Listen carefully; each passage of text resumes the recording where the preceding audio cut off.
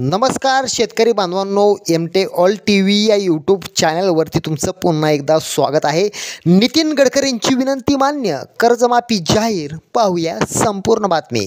आपल्या रोखठोक स्वभावामुळे नितीन गडकरी सतत चर्चेत असतात। मग ते सरकारच्या विरोधात बोलू की सरकारच्याच बचावात, मात्र त्यांची भूमिका नेहमी सत्याच्या बाजूने असते।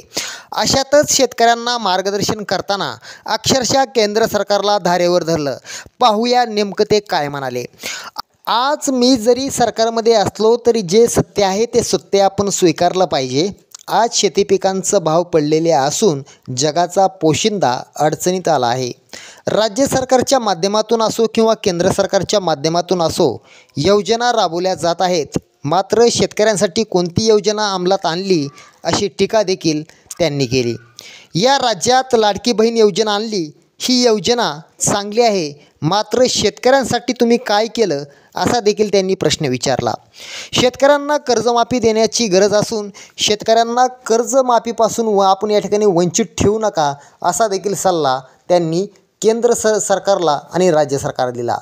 शेतकऱ्यांचं दुःख जरी तुम्ही डोळ्यांना बघत नसाल तरी शेतकऱ्यांचं दुःख हे हृदयामधून आपण पाहिलं पाहिजे अशी देखील त्यांनी टीका केली। याविषयी तुम्हाला काय वाटते आम्हाला नक्की कळवा। हा व्हिडिओ आवडला